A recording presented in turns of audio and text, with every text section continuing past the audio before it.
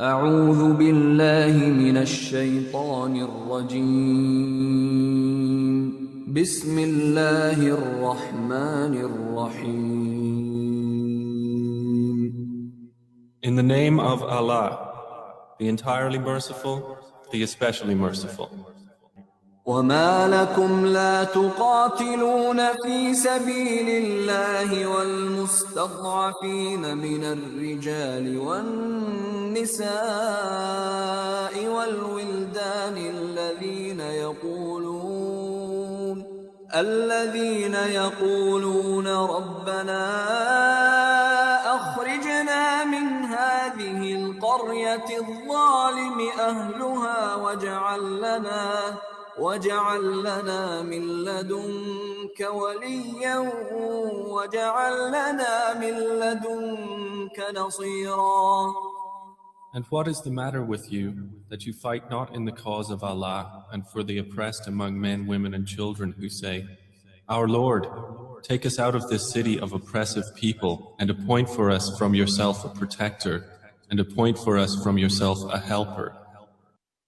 Jazakallahu khairan. Thank you very much for that. So, as I mentioned in the beginning, we trying to keep it as tight as possible because of the time constraints that the webinars pose us. So, just to crack on straight away, the basic theme of the webinar today is, as you know, Kashmir under an unending military siege. It comes in the wake of 73 years of continued military oppression and siege, which is going to be on 27th of October, coming just this week. So we are holding this webinar in relation to that so that we highlight the history of this militarization, the implications it has had on the men, women, and children of Kashmir, and to highlight this issue in a manner that the people of Kashmir, who have been rendered voiceless in so many ways and various forms, to give one voice to those voiceless people of Kashmir, as well as to provide a platform for people who have a wealth of experience and expertise on Kashmir to speak about it and make people aware and spread this awareness so that in time to come, the way would be paved for a better narrative on Kashmir for the people of Kashmir and for a lasting solution, keeping in view the wishes and aspirations of the people of Kashmir. And Scottish Human Rights Forum, who is the host today of this webinar, is a community organization in Scotland. We work with other community organizations on human rights throughout the world, but you must have seen we are more focused at the moment on Palestine and Kashmir recently, because as I mentioned, the voiceless people of the world are the ones we are focusing on, but our work is not based on any religion or any community or any ethnicity. Scottish Human Rights Forum is, as it is, human rights for all humans, and we hope to conduct webinars, seminars, protests like the one we organized yesterday with our partnership organizations as well, and that partnership is a huge part of Scottish Human Rights Forum. So that's one of the most important things, as I mentioned, about Scottish Human Rights Forum. And the other part is to just have our webinar today to start and kickstart. And we, alhamdulillah, by the grace of God Almighty, have got an excellent panel of people who are not only people who are of status and stature in their own places, but they have a wealth of expertise, experience, and absolute amount of information in relation to the issue that we will be talking about today. And the first of them is His Excellency Sardar Masood Khan Sahab. He is the president of Azad Jammu and Kashmir. He is the 20th president and has been the president of Azad Jammu and Kashmir since August 2016. And he has a long career and history of diplomacy. He served as a spokesperson of the Ministry of Foreign Affairs, Pakistan's ambassador to international organizations in Geneva, also Pakistan's ambassador to China and Pakistan's permanent representative to United Nations in New York. And he has also served a brilliant career in diplomatic service. He's the current constitutional head of Azad Jammu and Kashmir. So His Excellency Sardar Masood Khan Sahab, if I may request to speak on the role of Pakistan and Azad Jammu Kashmir's governments in tackling the military strategies of India. Please help us to crack on.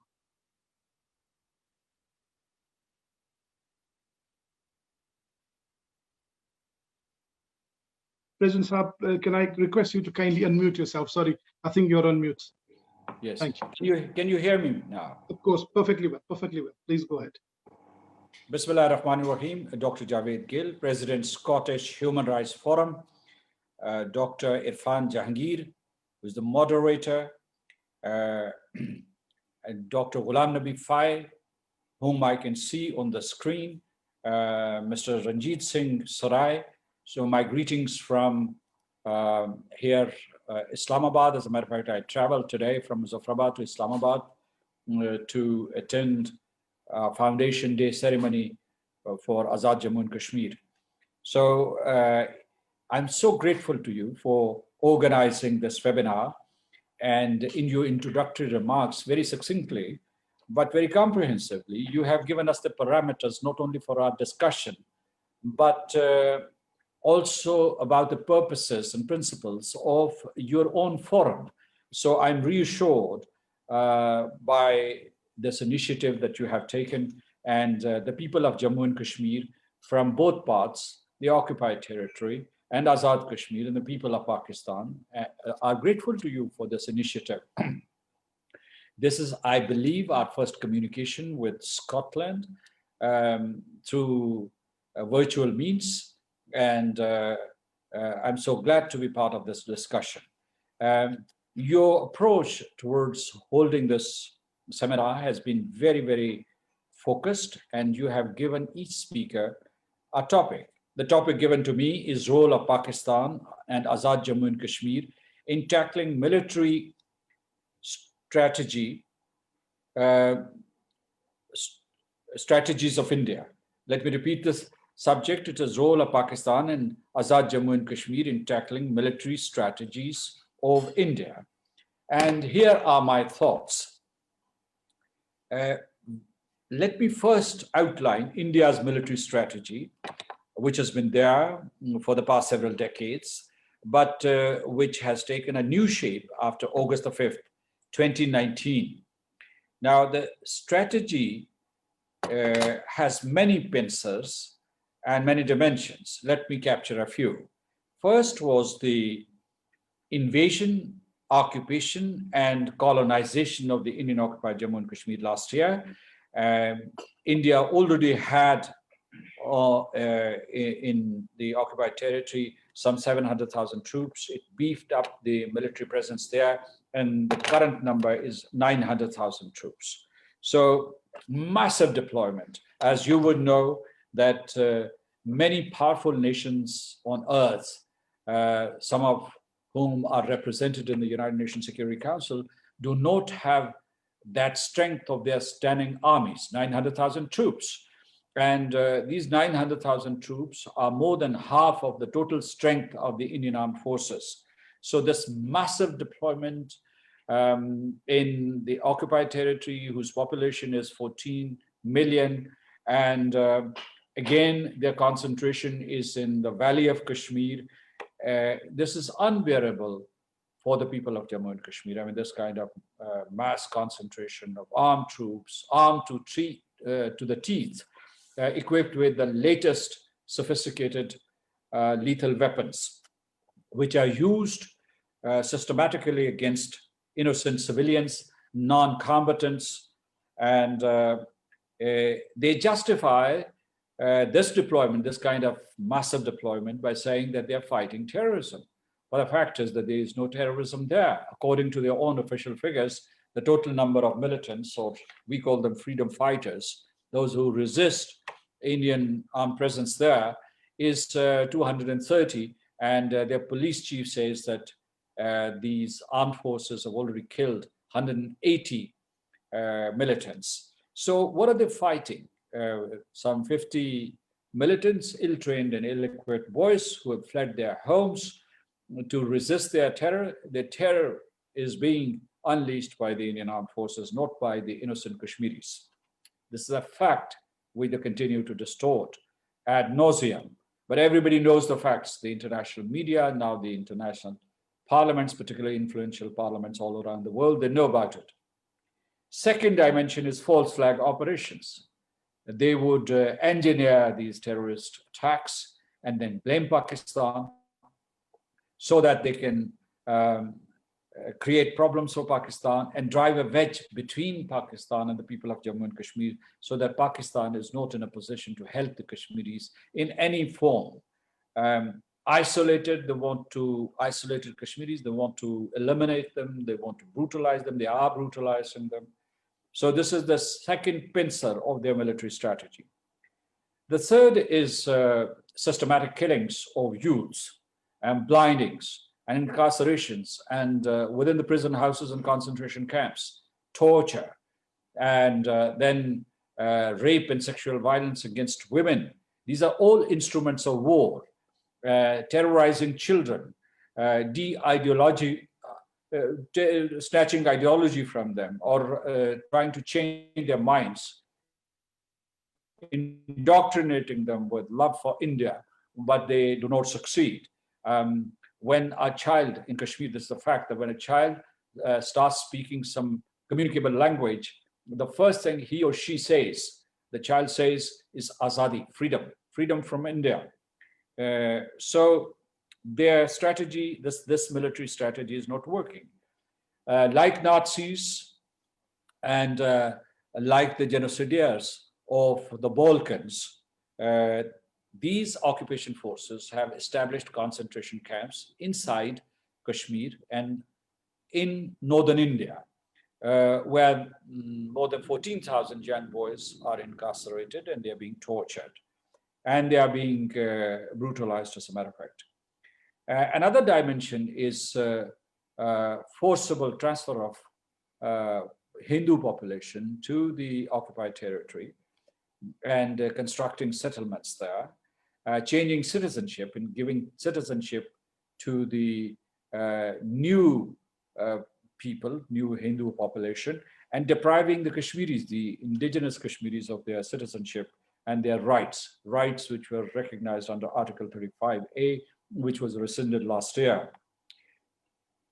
Prime Minister Modi and Defense Minister Rajnath Singh and their military commander, CDS Bipin Rawat, all forces chiefs, three forces chiefs, have threatened to use nuclear weapons and conventional force against Pakistan, to annihilate Pakistan altogether, and to establish Akhand Bharat. Akhand Bharat means the whole of South Asia goes to India, and they would destroy and demolish all other states in the periphery, in the neighborhood, including Pakistan. They have also gone a step forward and they have threatened China with military aggression. Along the line of control, of course, we face hostile fire, and there are some 80,000 civilian families there, households, or 600,000 persons who live along the line of control on this side, on the side of Azad Jammu and Kashmir, and they are targeted, civilians are deliberately targeted by Indian occupation forces. Their houses are destroyed. They lose their lives, of course, they become disabled for life, and their economies are shattered because of this hostile firing. I think this year, I mean, it's the 10th month, they have already violated the line of control 3,000 times. They have also declared openly a fifth generation warfare against Pakistan, that they would try to create an implosion inside Pakistan. They have penetrated into Balochistan and they are supporting subversion there. They're supporting and sponsoring terrorism in Northwest Frontier Province, which is now called Khyber Pakhtunkhwa. And they're trying to fan sectarian hatred, and they talk openly about it. I think that the agencies are funding such activities and they boast about them. What should be our response? What has been our response? And I would say that our response, of course, I mean, we have defended Pakistan along the line of control at the working boundary, Pakistan's international border, the last year, after the developments following India's takeover of Kashmir occupied territory and its annexation, our troops, which are mainly concentrated on the western frontier along the Pakistan-Afghanistan border, were relocated to the Kashmir side and to the working boundary and to the international border. And but our main campaign has been political and diplomatic, and I'd say more diplomatic than political. And I'll explain what it means. Because diplomatic campaign is that Pakistan was successful in reviving the issue of Jammu and Kashmir in the Security Council after a passage of 50 years. And this was done with the facilitation and help of China. But this is significant because India peddles a myth that Kashmir is a bilateral issue. But when the issue of Jammu and Kashmir was discussed in the Security Council, although behind closed doors and in informal sessions that belied India's assertion that Kashmir is a bilateral issue. It is not a bilateral issue. So, and then this issue was raised, and the plight of the Kashmiris was raised in the United Nations General Assembly by the Prime Minister of Pakistan. And all state institutions have been very active in the Human Rights Council, the General Assembly, and the Security Council itself. Our outreach has been successful, but to an extent. While last year, in the months of August, September, and October, the international community, world parliaments, the European Union, the US Congress, the United Kingdom Parliament, also, I mean, we had support from Scottish MPs. There was this groundswell of support for the Kashmiris, the Kashmiri cause, and Pakistan's point of view and Pakistan's stance. The world was not blind. They could see what was happening in Kashmir. So that was a communications bonanza for Pakistan and for the Kashmiris. But let me tell you that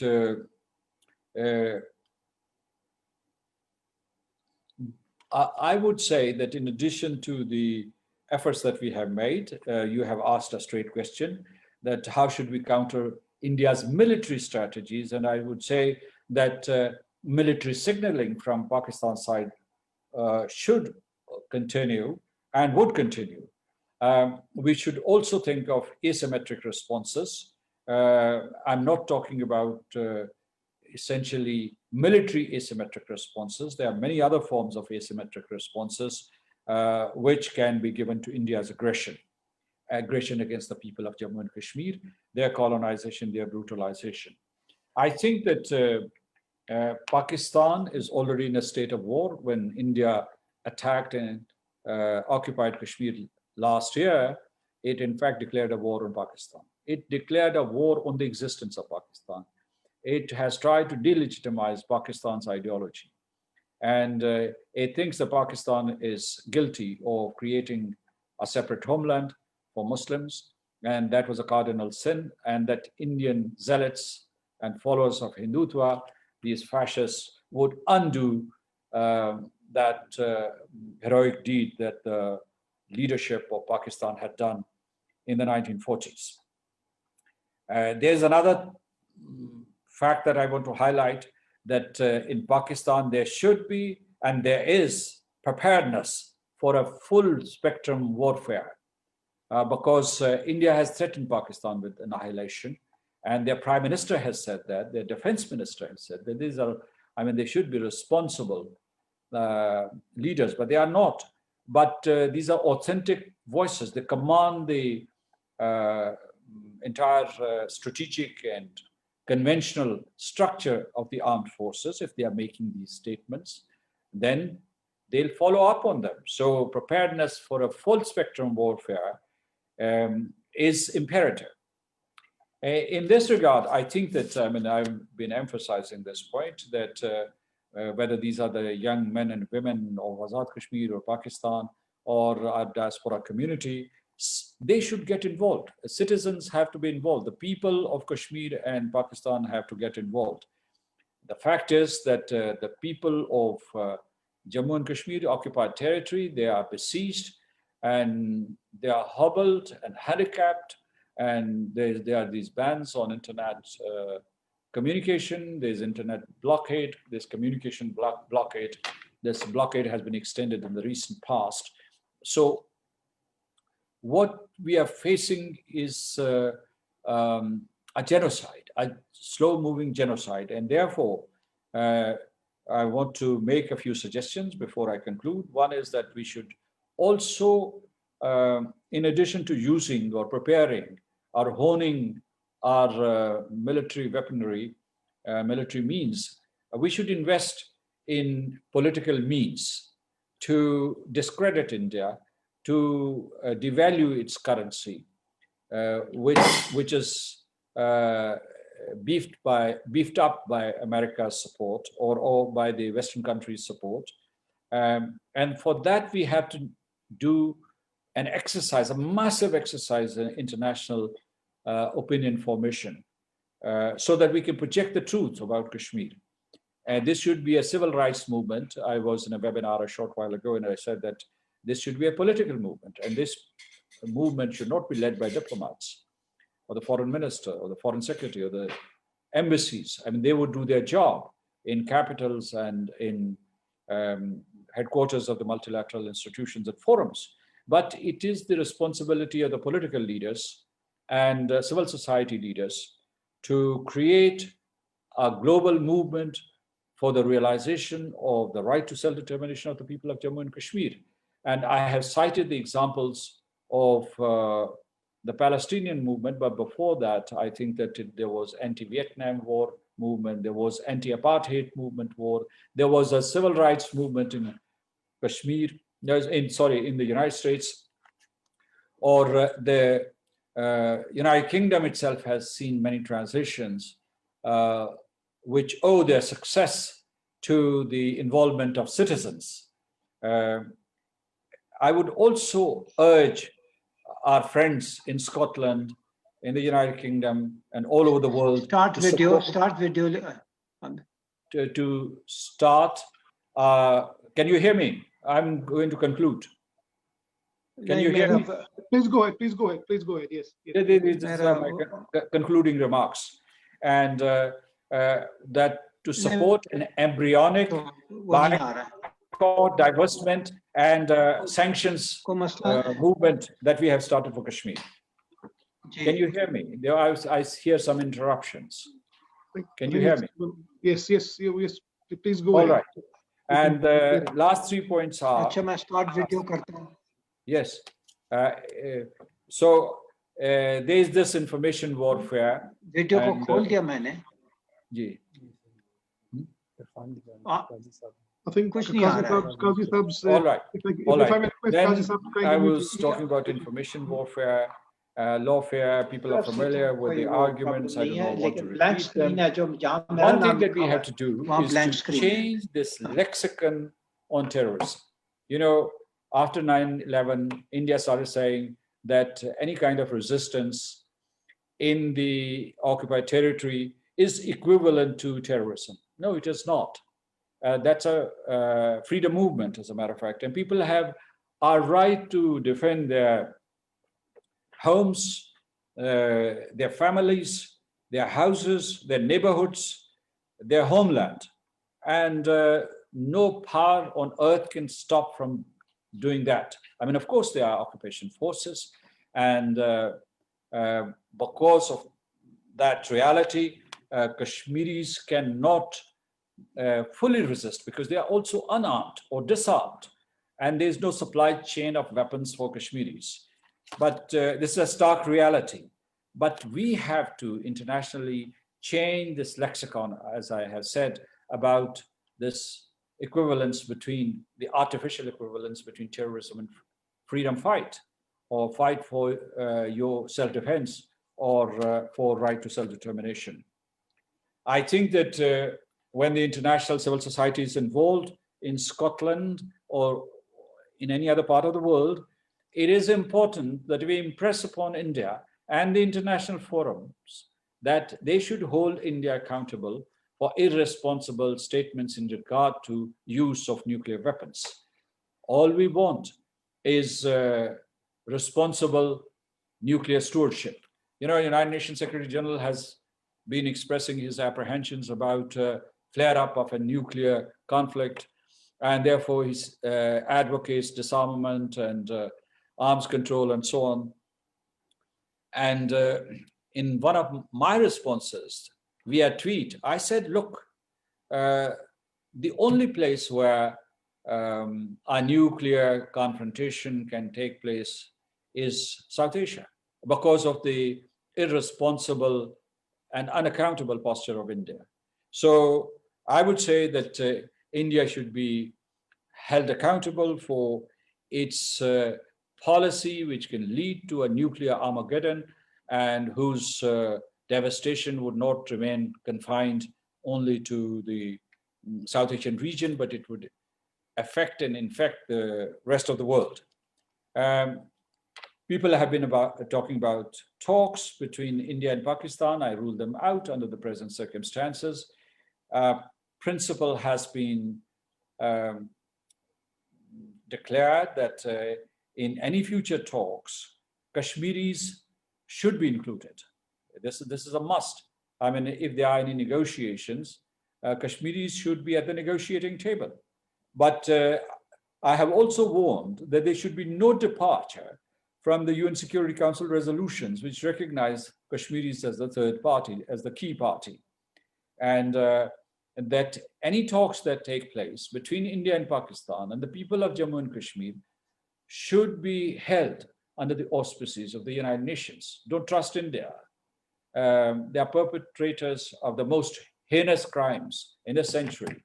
And they would use talks as a ruse to mislead world opinion.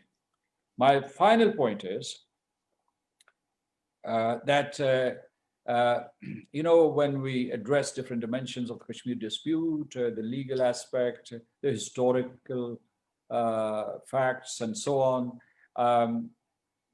or the nuclear dimension, or the India-Pakistan factor and so on, we lose sight of the most serious situation in Jammu and Kashmir today. Of course, there's genocide and massacre, but at the same time, India is ruthlessly, relentlessly changing the demographic composition of the territory.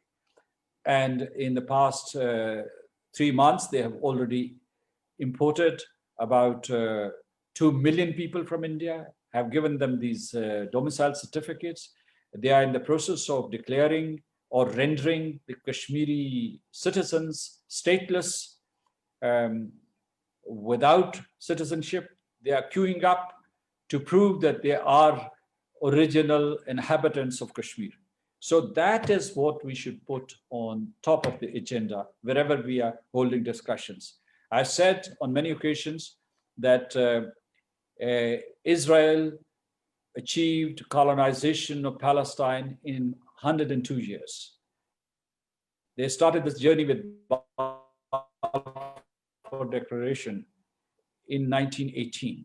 And then they gave a fait accompli to the rest of the world in 1948. They took 30 years to create pockets of Israel in Palestine. And then after 1967, they started constructing these illegal settlements. They took decades to create this network of illegal settlements in the West Bank and the Gaza Strip. I'm extremely sorry. I would have to request for a conclusion already, because I'm pressed for time. Yes. I would have to request. And the last point that I want to say is, in fact, this was my last point. The last point is that, and I want to leave this message, that nobody, no matter what India says or its extremist leaders say, Kashmiris have the right to defend themselves under Article 51 of the United Nations Charter and many resolutions and many declarations that were passed by the United Nations General Assembly last century. Thank you so much. Thank you very much. That was His Excellency Sardar Masood Khan, President Azad Jammu and Kashmir. He very, very clearly delineating the areas. And I'm so thankful, because sometimes we miss out on the points of the actual role. And I'm very thankful to Mr. President for keeping to the topic and actually explaining the topic as well. Our next speaker, as I mentioned, we have a list of very distinguished panelists today, is no stranger to international diplomacy, Mr. Ashraf Jehangir Qazi Saab. Qazi Saab was appointed as a special representative of UN Secretary General Ban Ki-moon in Sudan. He was also a special representative of the Secretary General in charge of the United Nations Assistance Mission to Iraq. And between 2002 to 2004, Qazi Saab was Pakistan's ambassador to United States. He was also Pakistan's High Commissioner to India in 1997, Russia, East Germany, and later to China, all the important players, if you may notice. He was also Director General for Policy Planning Afghanistan, Additional Foreign Secretary for Policy Planning Afghanistan, Soviet Union, Eastern Europe, and also so many other diplomatic assignments like Copenhagen, Tokyo, Cairo, Tripoli, and London. As I mentioned, he's no stranger to international diplomacy. So we will be really keen to hear about his important topic of how to reach a Kashmir settlement. Mr. Qazi Saab, please. If you would kindly unmute yourself as well. I think you're muted. Yes, Yes, I'm Assalamu alaikum. President of Azad Jammu and Kashmir, Sardar Masood Khan Sahib, and Dr. Irfan Jahangir Sahib, Dr. Ghulam Nabi, Fai Sahib, Ms. Claire Bidwell, and Ranjit Singh Srai. Assalamu alaikum. It's good. It's well into the evening here. So, but I think you're just getting into your evening there. And unfortunately, I don't think my picture is coming across. So you'll have to, mine will be like the voice of the crane coming from the sky. But I would like to sort of give a broad personal view on how we might proceed towards some kind of solution. Indeed, as the president of Azad Jammu and Kashmir has aptly described as near impossible conditions in which we approach the subject. The Jammu and Kashmir dispute between India and Pakistan is as old as modern India and modern Pakistan, you know, since the coming into being in 1947. This has, the peace has broken down on several occasions. There have been several wars. There have been several dialogues and negotiations between Pakistan and India on the subject of Kashmir. But we've always had an absolute deadlock because our narratives, our points of view are totally mutually exclusive. There was a short period of time when India did accept the UN Security Council resolutions on Kashmir, but afterwards, when it felt it had no hope of winning a plebiscite in Kashmir, it found an excuse to withdraw, and the excuses are very sophisticated, but unfortunately they're not based on any credible or rational ground or argument. They just didn't want to lose Kashmir, even though Nehru had said that he would be enormously grieved were he to lose the plebiscite, but he would respect it because of Indian values and respect for democracy, etc. Well, he never really meant that, as the subsequent events proved.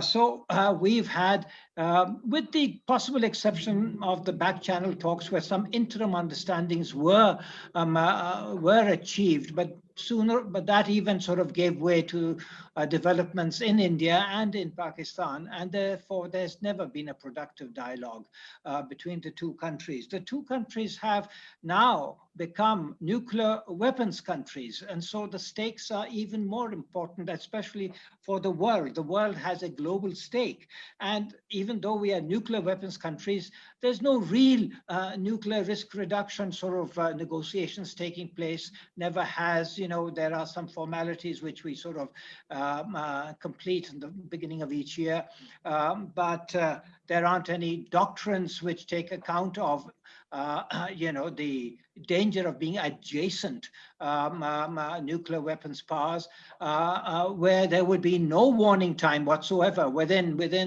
minutes, things could happen and there would be no warning, and therefore that makes it a very unstable situation, because even rumors then can lead to a nuclear conflagration with all its consequences and all.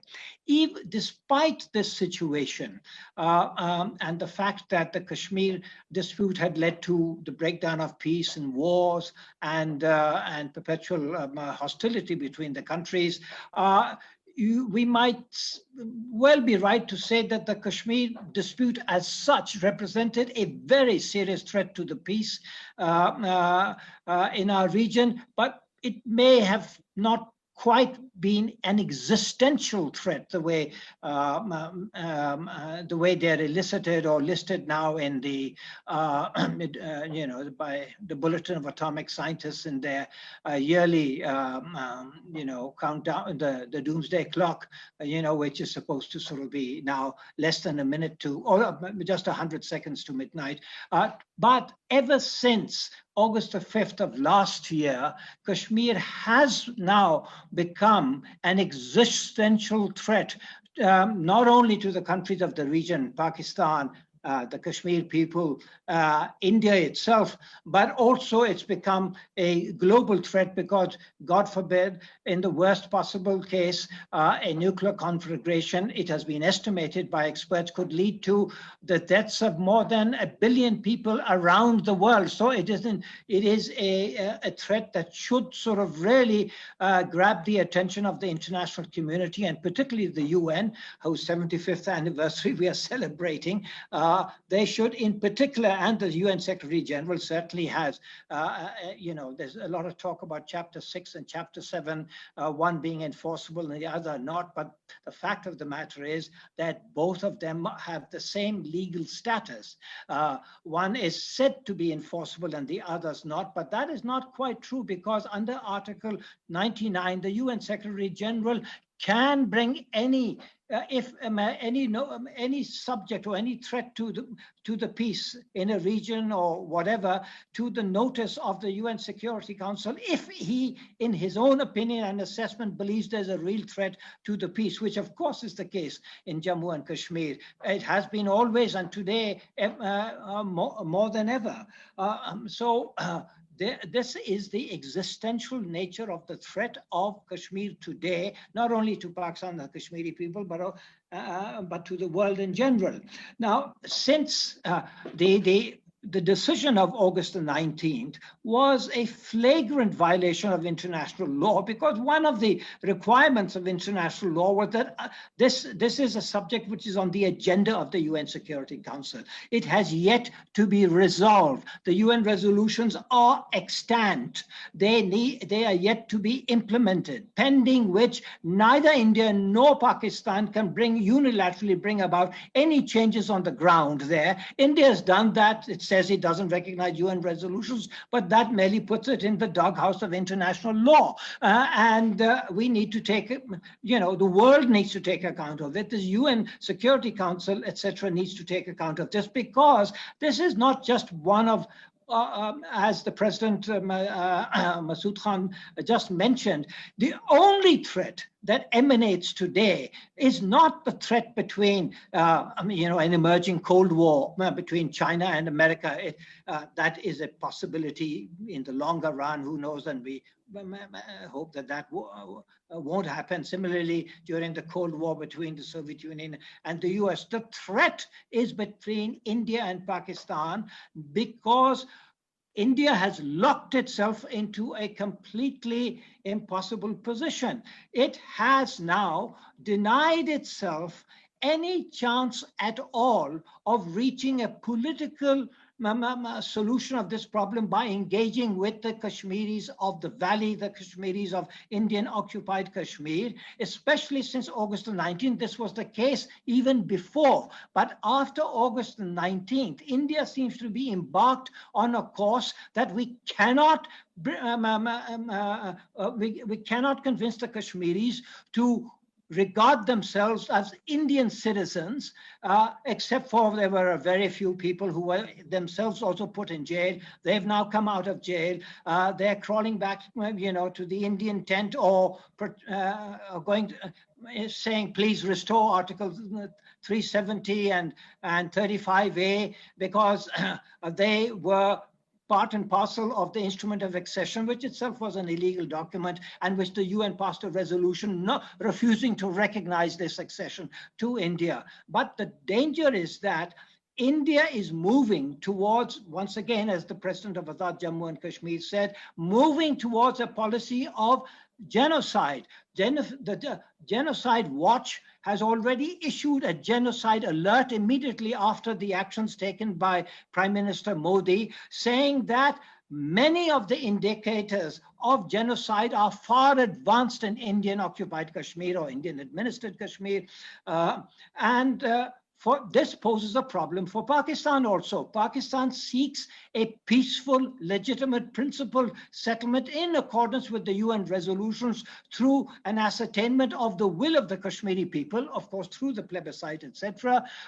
But that possibility has been completely eliminated. And if India chooses, because its political options have been exhausted and militarily it is overwhelmingly strong, but even through military means it has not managed to permanently eliminate the resistance. Why? Because it's embedded in the people itself. The roots of the Kashmiri resistance are embedded in the Kashmiri people, because those who comprise the resistance are Kashmiris themselves. And more than ever today, it's an absolutely indigenous movement. So this is extremely important. Now, if India proceeds towards genocide, and of course we must remember this genocide has happened before. In the case of Jammu, when they converted a majority Muslim area, which was Jammu, into a Muslim minority area through the expulsion and murder of its own Kashmiri Muslims resident in Jammu. So it is something which has happened before, and they appear to be launched upon it, even though, as the president of Azad Jammu and Kashmir has said, it seems to be a slow moving. And of course, it is a cumulative process. And the warnings that Genocide Watch issues, they also have certain degrees. There's a genocide alert, a genocide warning, and then a genocide emergency, which is when ultimately a mass massacre is either happening or is in the offing. And we are approaching that stage. The question for Pakistan is that Pakistan's own existence and stability would be threatened were India to perpetrate genocide in Indian occupied Kashmir. That would present an enormous problem for Pakistan, and Pakistan could not possibly survive without responding to it. And India and Pakistan are nuclear weapons countries. Now, nuclear weapons, at least as far as Pakistan are concerned, is meant to deter aggression, deter a threat to Pakistan's survival. But Indian policy in Indian occupied Kashmir, in total contravention of the rights of the people and international law, would constitute an immediate threat to the survival of Pakistan, and Pakistan would need to react accordingly. Now, what do we do in such a situation? What do we do? My own view, and many people may not agree with me, but my own view is that we have to have a multi-track position. I know Pakistan is very logical and right when it says that it cannot enter into any dialogue with India unless India reverses its position of August the 19th, 2019. But in my view, India appears unlikely to do that. And there are many friends of ours, including China, who say, probe the possibilities of dialogue. Now, I believe Pakistan should probe those possibilities, absolutely probe them. There is very, very little chance of Modi responding positively to that. But it is essential for Pakistan to show the world that despite these enormous provocations, Pakistan is willing to probe the possibility of an amelioration of the situation in occupied Kashmir, particularly with regard to its human rights and the prospect of genocide. And for that purpose, despite these provocations, Pakistan is willing. At the same time, Pakistan will need also, with the assistance of the international community, to deter India from proceeding towards a genocidal solution of the Kashmir situation, which would, as I have just said, confront Pakistan with impossible choices, which it would have to consider taking for its own survival. We then need to ensure the legitimate resistance, the survival of the legitimate resistance, as this is in accordance with international law. People who have been forcibly deprived of their internationally acknowledged rights have the right to struggle, to armed struggle, to seek assistance for that struggle, and to seek armed resistance. This is part of international law. It is only after 9/11 that the great power, particularly the US and some of its allies, have sought to equate such resistance with terrorism. That is an emphatic contradiction of international law. People have an inherent right, the Kashmiri people, the Palestinian people have an inherent right to resist the forcible deprivation of their fundamental right of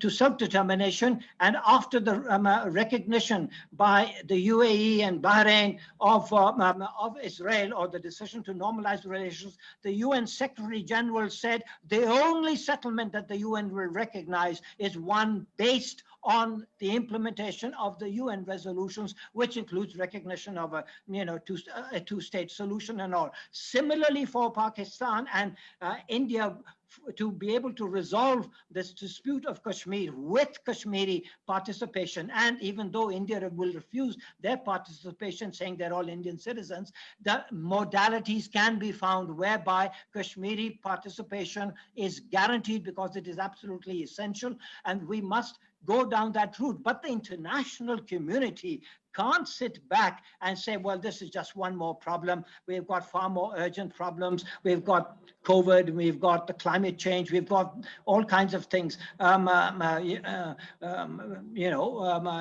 deal with Kashmir, because Kashmir is now not just a static deadlock. It is a dynamic deadlock which is heading towards genocide and possibly war, with a global stake in the prevention of this war. So I believe that if we are able to and elicit a positive response from India as a result of Pakistan's multi-track policy, and I think we need also to be able to unite Kashmiri opinion through a proper understanding and implementation of Article 257 of the Pakistan Constitution, which says that the relationship, should the Kashmiris decide for Pakistan, the relationship between it and Pakistan will be in accordance, exclusively in accordance with the wishes of the Kashmiri people. They do not have to follow the province-center relationship as exists within Pakistan itself, if that is their choice not to. They can have anything, because that is guaranteed by Article 257. This ensures a unity of approach between those struggling for their right of self-determination and Pakistan, which is a party to the dispute in support of the Kashmiri right of self-determination. So this, I believe, is the way not only to try and avoid genocide, avoid war, but open up the possibilities of a new chapter in Indian and Pakistan relations, would enable them to face the challenges of the 21st century more effectively. This looks like an impossible, humongous task. But if you look at the challenges confronting the world today, each one of them, including a Green New Deal to avoid the fatal ravages of climate change, each one of these are unprecedented. The world has never cooperated on that basis. So the fact that India and Pakistan would need to come together in some sort of cooperative manner to resolve an issue which threatens to be a catastrophe on the same level as climate change and nuclear war and all the other global threats, doesn't mean that it cannot be done. It simply has to be done because our existences are at stake. Thank you very much. Thank you very much, Mr. Qazi. That's an excellent insight into from a perspective of a person who is really has been such an exclusive diplomat from all aspects. Thank you very much for that. We are again, I'm really conscious of the time. We will be showing a very short video about Kashmir, and then we'll continue with the rest of the panels.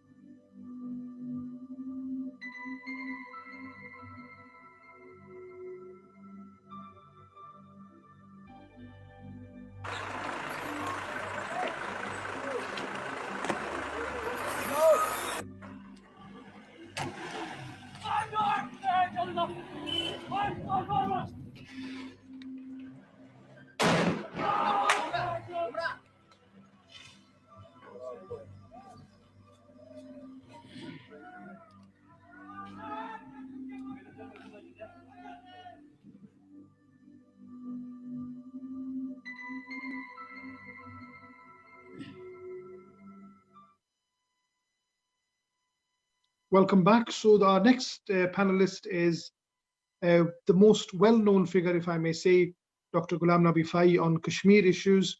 He himself belongs to the occupied part of the Kashmir. He's the Secretary General of the Washington-based World Kashmir Awareness Forum. He's also the member of the Board of Directors, Istanbul-based the Union of NGOs of the Islamic World. He was awarded the Republican Senatorial Medal of Freedom in 2005 and the American Spirit Medal in 2007, the highest and most prestigious honors indeed.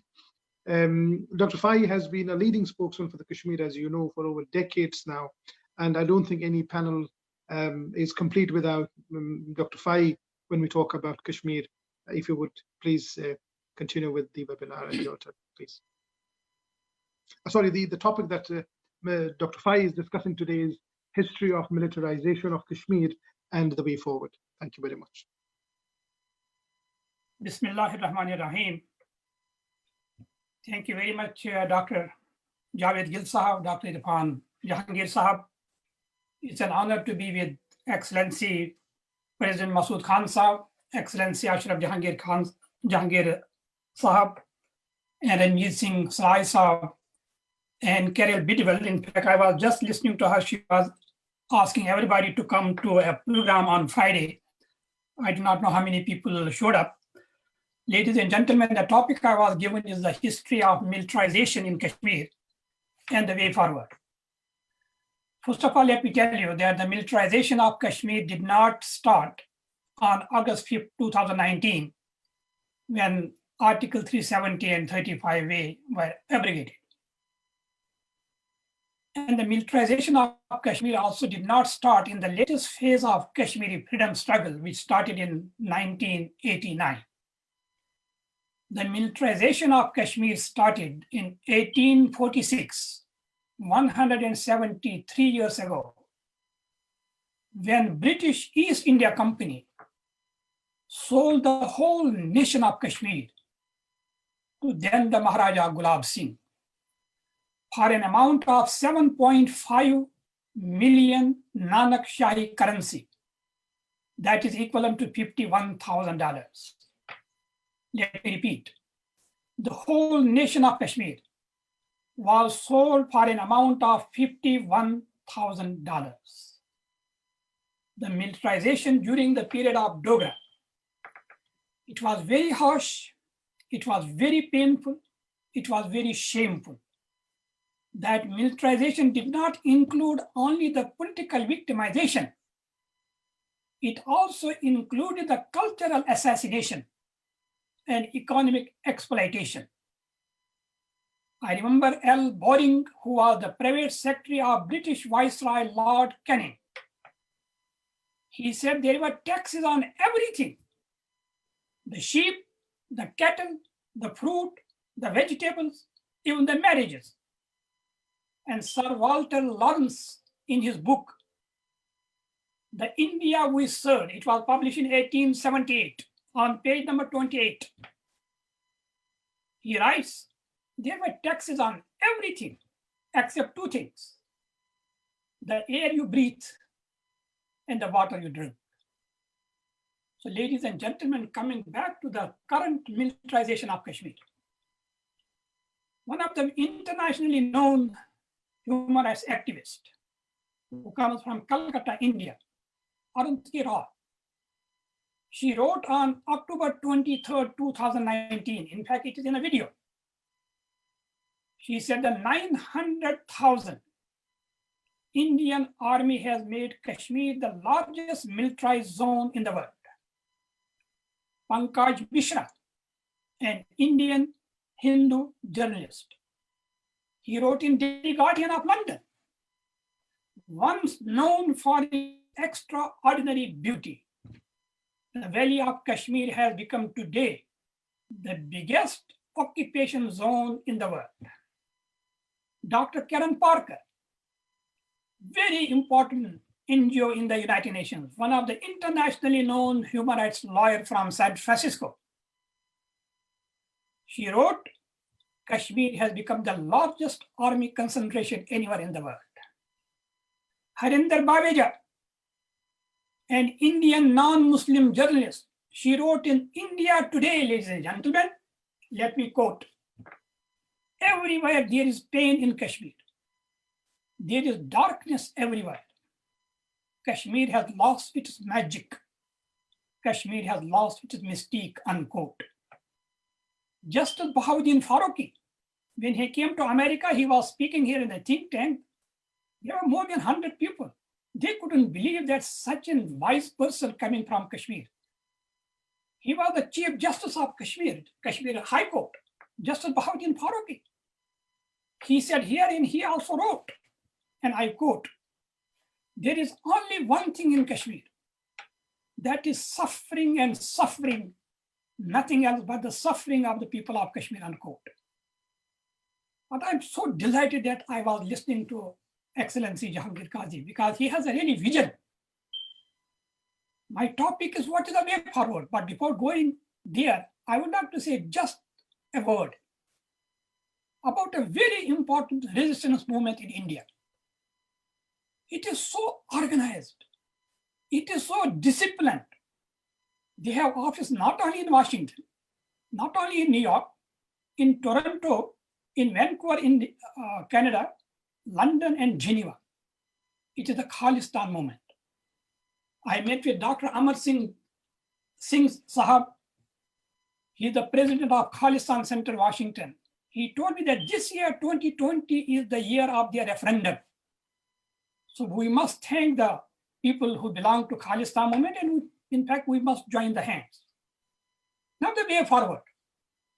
I'm not going to tell you what Sayyid Ali Gilani is telling me, what Muhammad Yasin Malik is telling me, what President Masood Khan is telling me, what is the way forward. I am going to tell you what Veer Sanghvi has told me. Veer Sanghvi is the editor-in-chief of Hindustan Times, former editor-in-chief of Hindustan Times. That means he's not a man on the street. He's a person who shapes or tries to shape the policy of India. He wrote in Hindustan Times, why do you hang on to Kashmir? If the people of Kashmir do not want to be with us, let us have a referendum. If they want to join us, they are most welcome. If they do not, we have no moral authority to force them to be with us. Then he wrote in Hindustan Times, ladies and gentlemen, it is easy to write in New York Times, ladies and gentlemen. It's not easy to write in the newspaper in New Delhi. He said, it is the time to think unthinkable. Swaminathan Iyer, another Indian in Times of India, which is the second most important newspaper of India. Again, not easy to write in Times of India. He was really reflecting the aspirations of the people of Kashmir, and he's not a Kashmiri. What did he write? He said, we have given the pledge to the people of Kashmir to have a plebiscite in Kashmir. Let us have one. Give the people of Kashmir 3 choices. Chitan Muhammad Yasin Malik saying, it is Sabami Nathan Ayat. Give the people of Kashmir 3 choices: India, Pakistan, and independence. Then he says, let the people of Kashmir decide, not the armies of India or Pakistan. The way forward was given by Justice Tarkunde. He was the Chief Justice of Bombay High Court, ladies and gentlemen. He was the president of Union of Indian Civil Liberties. He is really known as the father of civil liberties in India. He said the best way to have the solution of the Kashmir is to have a plebiscite in Kashmir. P. Chandambaram, who is an Oxford University graduate, and he was the Minister of Interior and Minister of Finance. And he said in the Indian Parliament, if you want the people of Kashmir to love India, let us have a referendum. So the way forward, ladies and gentlemen, is Prime Minister India Nehru, and then the Prime Minister of Kashmir, Sheikh Abdullah, they had the agreement. They failed because they sought to bypass Pakistan. Pakistan and India had Tashkent Declaration, Simla Agreement, Lahore Agreement, and whatnot. They failed because they sought to bypass us, the people of Kashmir. So time has come. Until last year, ladies and gentlemen, we were saying there should be tripartite dialogue between India and Pakistan and the people of Kashmir, and the people of Kashmir are the principal party. But now the scenario has changed. It can never be tripartite dialogue because China is there, ladies and gentlemen. It has to be the 5-party dialogue: India, Pakistan, Kashmir, China, and obviously, and the United Nations. My only point is, what I am saying, what Ambassador Jehangir Qazi was saying, we are not saying something which is happening in the utopian world. How honored we are that the people of Kashmir. Yes, it is true that the world powers are not helping us the way we deserve it. But a person no less important than the United Nations High Commissioner on Human Rights. The post is very important. But she has also been the elected president of Chile. She recommended to both India and Pakistan. What did she say? You must respect the right to self-determination of the people of Kashmir. Then she said much more important than that. It is in the report, ladies and gentlemen, 43-page report. Kashmiri people should be the part of the dialogue and the talks. How can you talk about Kashmir? Can you believe it? You are talking about the Hamlet without the Prince of Denmark. We are the Prince of Denmark. United Nations did not give the right to Imran Khan Sahab, did not give the right to Narendra Modi. The right was given to the people of Kashmir irrespective of their religious freedom or religious affiliation, Hindus, Muslims, Sikhs, whatnot. In conclusion, ladies and gentlemen, what do we need to do? I am sure we have the pen, we have the intellect. I am sure that you know the name of Burhan Wani, General Siptan of India. He said on NDTV, Burhan Wani had the gun, but he never used it. I'm not saying it. General Siptan, who served in Kashmir for 4 years, what was he doing? He was using a pen and intellect. Social media. Please do use social media. And what are you going to write on social media? Tell them that Kashmir is the only region in the world, only region, which shares borders with 3 nuclear powers of the world. India is fighting with China on one side. India is fighting with Pakistan on another side. We just listen to Ashraf Jehangir Qazi. If there is a nuclear catastrophe, 1.5 billion people are going to be affected. So the world powers, so United Nations, so the Great Britain, the United States of America, they should intervene not only for the sake of Kashmir, they should intervene for the peace and security of South Asia. Ladies and gentlemen, South Asia, 1.5 billion people. 1.5 billion people is 1/5 of total human race. Thank you very much. Wassalamu alaikum wa rahmatullahi ta'ala wa barakatuh. Thank you very much, as always, Dr. Ghulam al-Faisa, for those pearls, which are really, really important, and a direction for not only the political heads, but also for the common people who can, inshallah, take a lot from that. Thank you very much for that. The next on line is a well-known figure in UK, Mr. Afzal Khan, our MP. He is a member of the UK Parliament for the Manchester Gorton constituency since June 2017. He was formerly Lord Mayor of Manchester for the year 2005-2006, and a member of the European Parliament from 2014 to 17. He himself is a Kashmiri and feels the pain and misery of Kashmiris inflicted by the occupation. He is the vice-convener of the cross-party parliamentary group in Westminster on Kashmir as well, and the topic and role is the role of Britain in resolving Kashmir issue.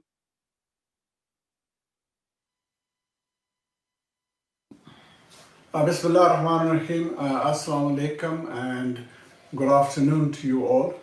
Can I first of all thank Tariq-e-Kashmir and Dr. Javed Gilsab for giving this invitation to me to join you, and please accept my apology that I'm not being able to join you. And the reason is I'm in actually Islamabad attending this very similar event, which is to mark the 27th October, the Black Day for the Kashmiri people, when the Indian forces occupied Kashmir.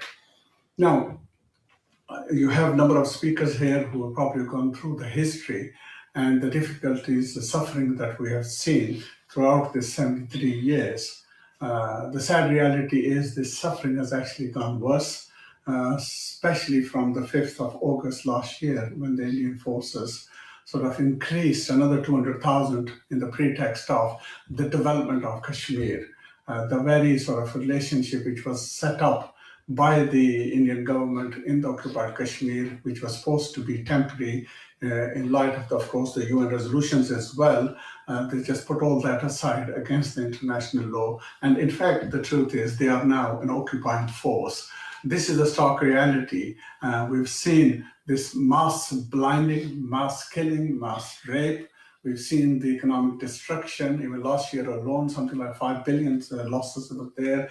And probably for me, most importantly, pointers is the young people of occupied Kashmir, their whole future is being destroyed. And through that, I suppose, the future of the Kashmir. I just don't understand this ideas of the Indian government that they want to develop Kashmir.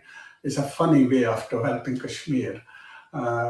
So what is it that we can do? I just want to focus, I suppose, not on the global context, because there's a lot can be done, which we all need to help with that, but just focusing more on this UK side.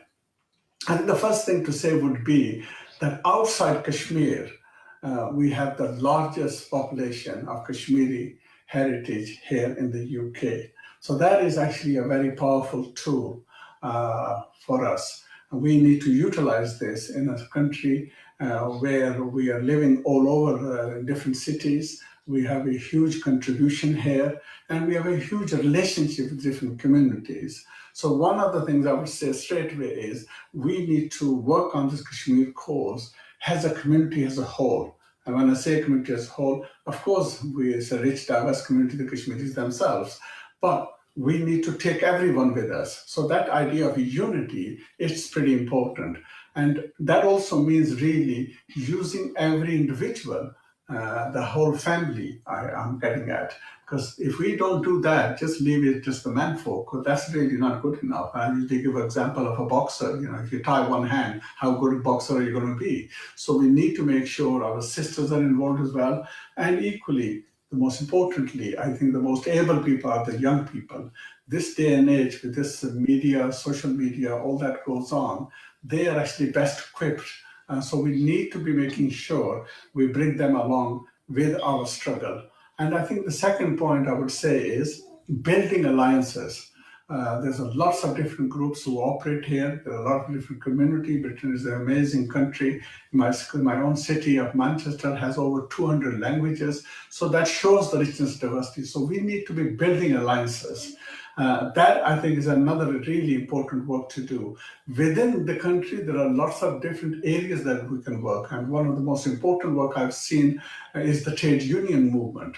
They are very powerful, they're very strong, they cross the board, and they do play a very important role in the British society. And their role can be measured actually, not only what they do here, but equally internationally. And South Africa apartheid is a good example to see what a powerful role that the trade union movements played. So I think this is certainly one of the areas where we need to take this struggle, this current suffering of the Kashmiri people to the trade union movements. Many of us are members of different trade unions as well, the places where we work. So we should be actively participating in that.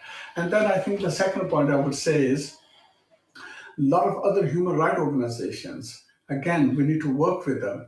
I mean, one of the simple good techniques I've seen is one of our sisters who's a teacher from Scotland, I think she is, how she's had this tea with Kashmir. Very simple idea, but actually very effective. So this is sort of ideas that we need to be using to reach out into the community. Now, Parliament, of course, is very powerful, and we all are connected with our member of parliaments. And this is a connection we need to strengthen. We need to be visiting. We have a very powerful APPG on Kashmir in Parliament, which is cross-party. So one of the simple things that you can do to strengthen this message is to go and visit your MP and ask your MP, why don't they join APPG in Kashmir? Because the stronger the APPG in Parliament we have, the stronger will be the voice of the Kashmiri people. Now, one of the other things which I think need to be thinking about is how do we strengthen the Kashmiri voice within the political parties? Now, we have a strong group in the Labour Party. Recently, we've heard that there's a group have been formed in the Conservative Party as well, and I'm sure there will be one in the Liberal Democrat Party. So Scottish National Party is here we should be thinking about. So all these political parties, actually, within them, I think we should have a voice, and that voice of the Kashmiri is there as well. And then we need to be thinking about changing the policy, and that will be one of the best ways of actually changing those policies of the government and the major parties. Because every time now you ask them, they talk about bilateral issue. Now, bilateral issue is really not good enough. We really need to put the Kashmiris at the heart of this, and it's their voice which needs to be listened to. And this is what the UN is all about as well. This is how we're going to have peace as well. Magnitsky sanction is another good one, which recent legislation which has come through Parliament. We should be now pressing the governments on that, and we should be then pressing this through your MPs. So that's the sort of work that we need to do. There's a lot we can do. That responsibility is on each one of us. Please, use your efforts, use your voice for the benefit of the Kashmiri people. Thank you again, Dr. Javed Gill Saab and Tariq-e-Kashmir, for the wonderful work throughout the year that you do for the voiceless Kashmiri people. You will have my support always. Thank you very much. Thank you very much. That was a recorded message. We're really grateful to Mr. Afzal Khan Saab. Despite he having to leave the country, he did leave that message for us. Our next panelist is again very well known among the human rights as well as self-determination quarters, Mr. Ranjit Singh Srai. He is a coordinator of Self-Determination Council of the World Sikh Parliament UK. He's a lawyer and a long-standing campaigner for the application of the right of self-determination as a fundamental human right, as well as a means of peaceable conflict solutions, a steadfast and vocal supporter of Kashmiri self-determination, and he has urged international intervention to end India's lockdown, deliver a plebiscite, and defuse the explosive situation created in the region by Indian aggression. So without further ado, I would request Mr. Ranjit Singh Srai to kindly speak on the topic, oppression of Kashmiris and right of self-determination. Mr. Rai.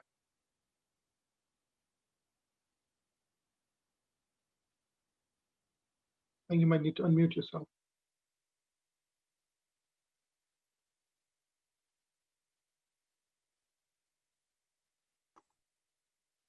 Hi, can you hear me now? Yes, we can hear. Please go ahead.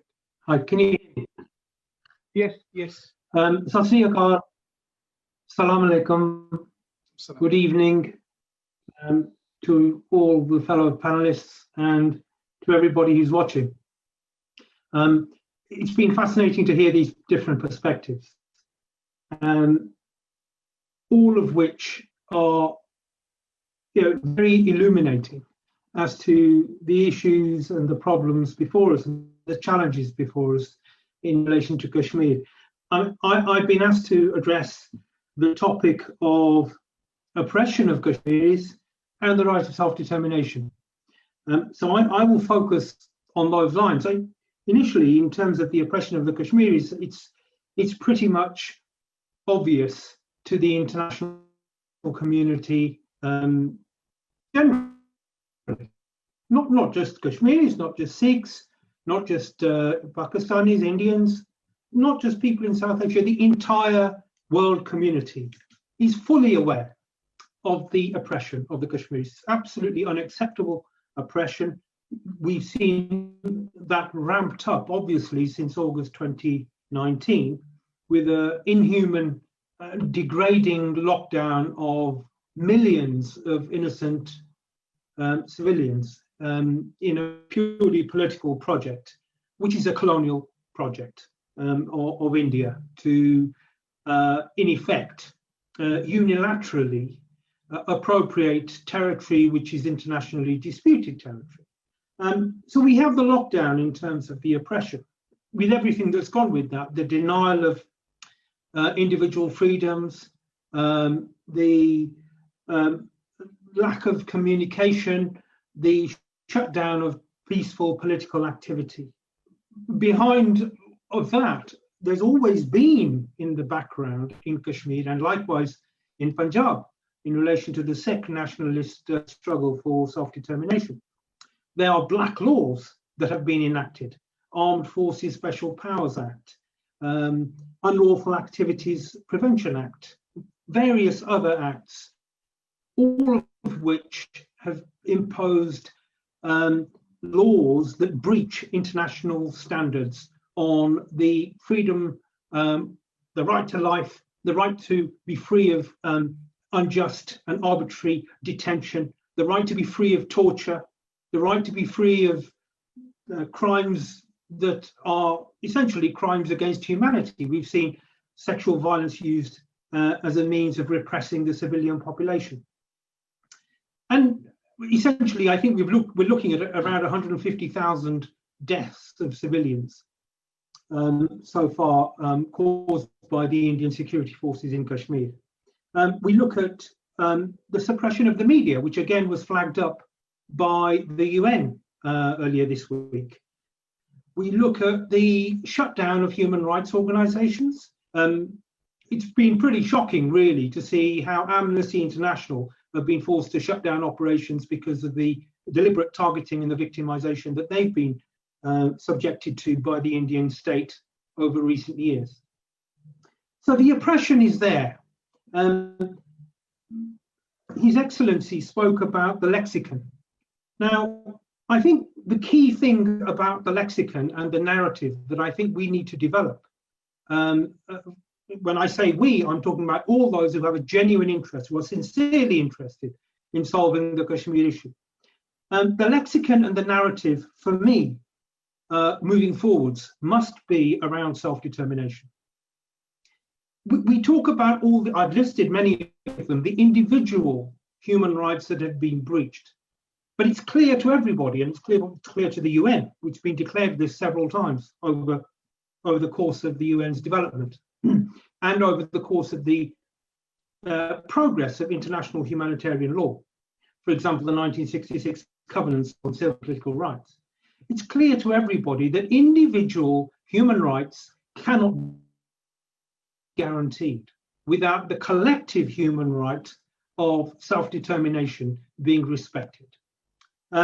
Now, it's that self-determination collective human right, it's the narrative and the lexicon of self-determination that we need to bring to bear, not only in the court of international public opinion, but potentially in the court, in the international legal courts, and ultimately to the international negotiating table, whether that's in relation to Kashmir or the other conflicts that have been caused by India's position on self-determination. So the core issue here is indeed self-determination. The UN resolutions on Kashmir are underpinned by the concept of a plebiscite, i.e. self-determination by the people of Kashmir themselves.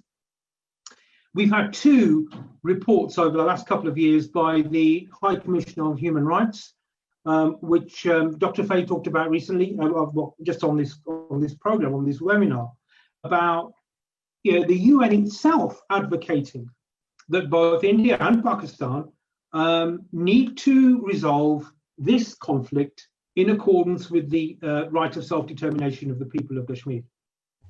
So the UN is saying this. International law is saying this. I talk about the 1966 Covenant on Civil and Political Rights. But let's look at India's position, because we do need to crack this narrative about India's position so that we can take the narrative about conflict resolution forwards. So India is saying that the right of self-determination does not apply to the Indian state, to peoples or nations caught or locked into the Indian state or to Indian controlled territory. And they say this officially. This has been, when India signed up to the 1966 covenants, they formally entered a reservation at the UN. The UN, and that reservation said that the right of self-determination does not apply to any situation outside of the traditional decolonization process of the 60s and the 70s. The UN itself has told India that's not correct. The UN committee, Human Rights Committee, made up of international lawyers, has since India acceded to the 1966 covenants, formally demanded that India withdraw that reservation. And let me bring everybody up to date on that situation. As recently as August 2019, the Human Rights Commission again requested that India withdraw that reservation against the right of self-determination. So India is in the dock here. India is in the wrong. I'm not saying that. Other members of the panel are not necessarily saying that. It's the UN saying that. And just this week, let me bring you even more up to date.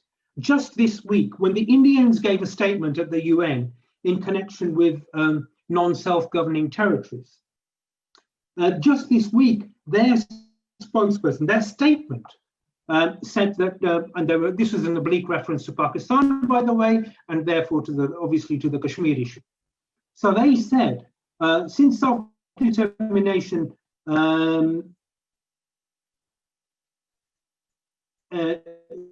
they've said it continues to be, that's the Pakistani delegation they're referring to, and they refer to the agenda of the UN and saying that self-determination cannot be used as a justification for undermining the territorial integrity of a member state. Now, that's flatly in contradiction with what the UN Human Rights Committee has said, as I've just mentioned. It's flatly in contradiction to what the High Commission on Human Rights have said in those 2 reports, calling upon India and Pakistan to respect the right of the Kashmiris to self-determination. So India is in the wrong. For whatever reason, the international community has not latched onto this. It could be the fault of people like us, not bringing this to the attention of the world.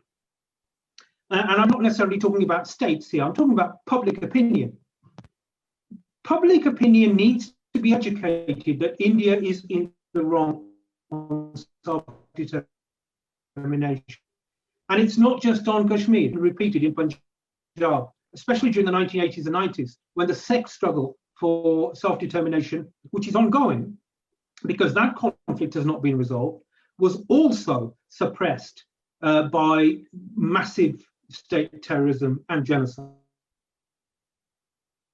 And it's been done with the Nagas, with the Assamese. This is a systemic problem of India. We need to bring it to the world's attention.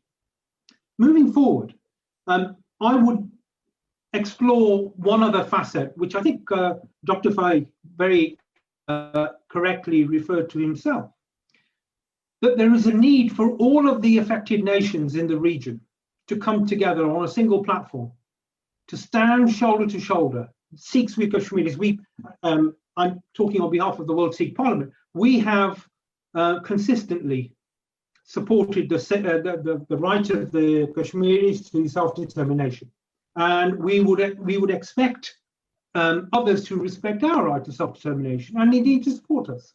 So I'm calling on Kashmiris. I'm calling upon governments, Pakistan, China, and indeed wider afield, further afield, to respect the right of self-determination of the Kashmiris and of the Sikhs. It's a message that has to be driven home in South Asia, because it's important. We must force home this message that the only conceivable method of peaceful conflict resolution in South Asia, whether it's Kashmir, whether it's Punjab, Indian controlled Punjab, whether it's in the Northeast, the only conceivable peaceful method of conflict resolution is the implementation of the right of self-determination. Thank you.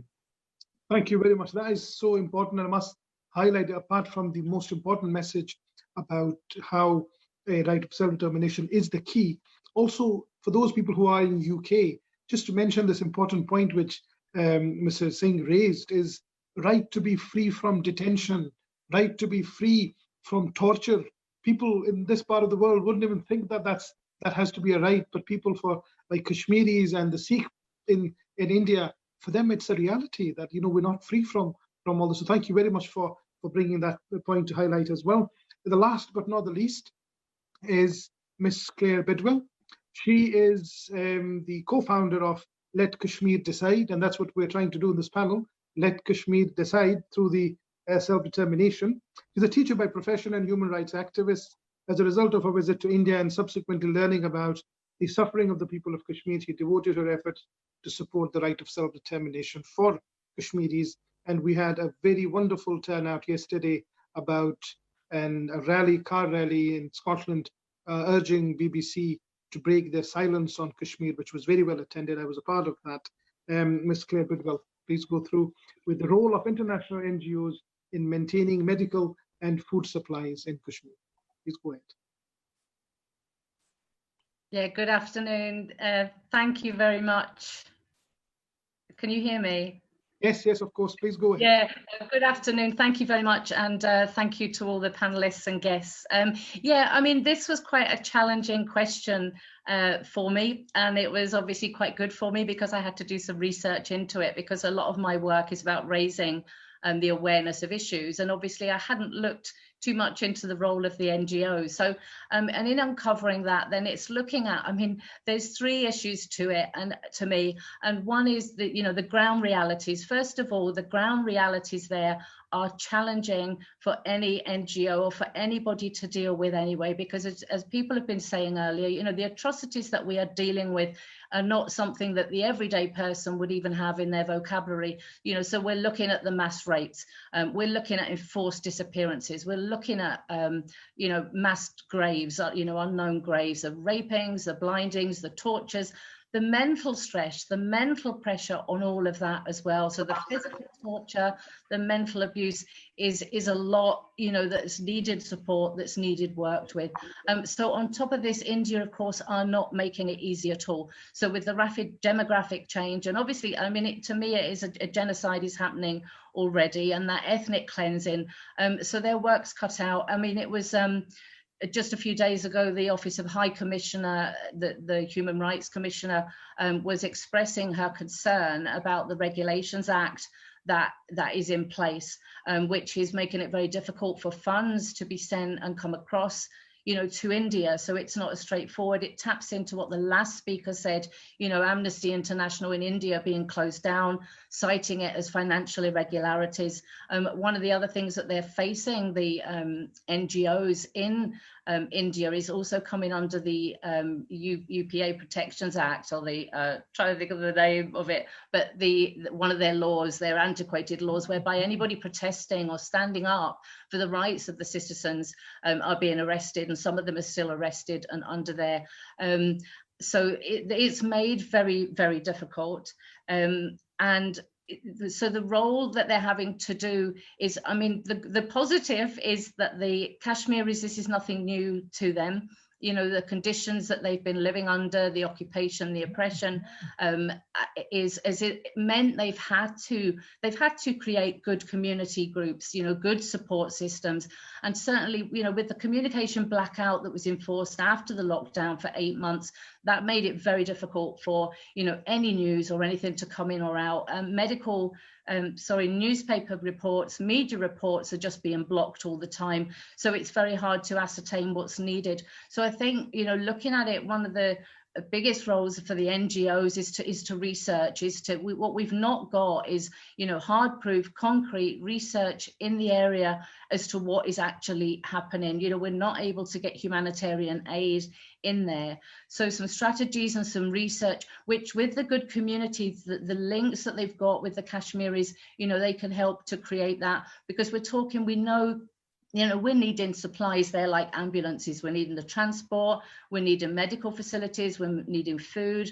I mean, back in 2016, after the martyrdom of Burhan Wani, you know, they shut down all the local NGOs, so making it very, very, very hard, and people having to leave out food outside tents and all sorts. So yeah, it's very challenging situation, very difficult. So the researching, and I think then this brings us into, you know, I'm delighted to say it's on Amnesty UK's agenda for this year. You know, a member here, somebody that's a Kashmiri, has been working really hard, and so lots of us supported, and it's on Amnesty International's agenda. So and one of the things they're focusing on is trying to get humanitarian aid in there. So with that in mind, I think the NGOs, part of their role is to, you know, they've got to me, look outwards and not just inwards. And I think they're going to have to perhaps, hopefully, take in some role in reaching out to the international community as well, and working, you know, with the diaspora, with everybody, with all, you know, everything that everybody has said this afternoon is all working towards solutions. And it would be wonderful to think that these NGOs and everything as well could be part of that. So working initially on research and bringing together, you know, some ground realities, what the facts, the figures, what's actually happening. And then obviously on top of this, you know, we've got COVID. So that's making it, you know, just incredibly difficult. You know, hardly any health apparatus there, health facilities there. So everything, you know, it's hands on deck. I found it's quite traumatic actually when you delve into it and you think about it, because it is something out here that we all under this illegal occupation, and we probably know of it. So I mean, my biggest thing around that, you know, involved in lobbying as well. So, and again, the self-determination being the key in terms of lobbying wherever they can, because the bigger issue for me was, if Kashmiris have been given their right for self-determination, or they had their right for self-determination, they wouldn't be having, you know, this huge humanitarian crisis to deal with. And so those resources that then come out of them, you know, to that, it all becomes, you know, the economic value that the world, the United Nations, the countries, you know, they put more value on the money than the human lives. And so it's very frustrating then that it goes to organizations to have to pick up the pieces and feed these vulnerable.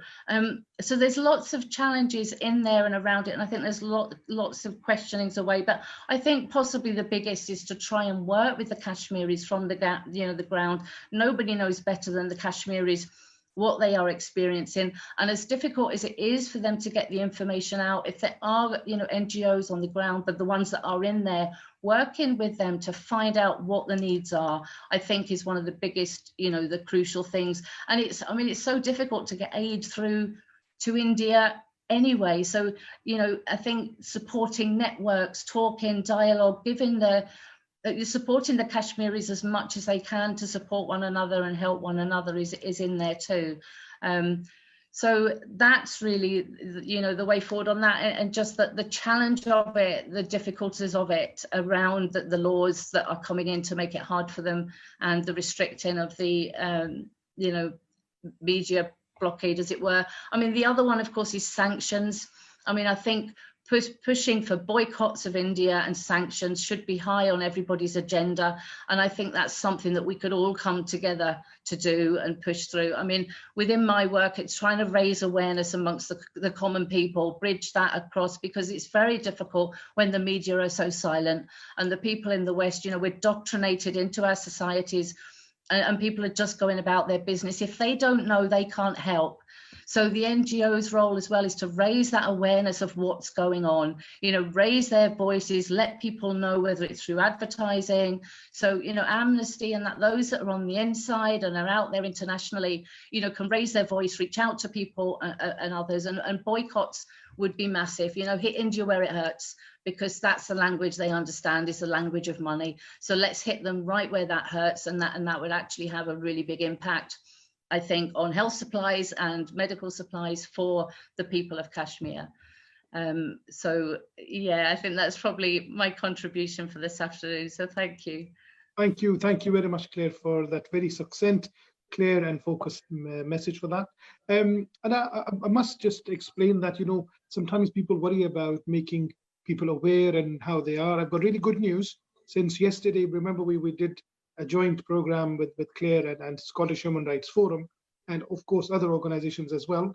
So the Scottish Human Rights Forum's chairperson contacted the head of news BBC Scotland yesterday through Pauline McNeill. And the good news is that, and Claire knows this, that they have agreed on a formal meeting soon to discuss the issue of why they are not covering human rights abuses in Kashmir. So the awareness does work. You just have to persevere and you have to try harder. Yeah, absolutely. Thank you. I must say that, you know, a big thank you to all the panelists, but please don't go anywhere as yet. I know we are about 8 minutes already ahead of the time that we had proposed, but I didn't want to stop any of the panelists because the discussions were really, really valuable. I've got a couple of questions for two panelists, so I'll crack on with the first one. That is for Mr.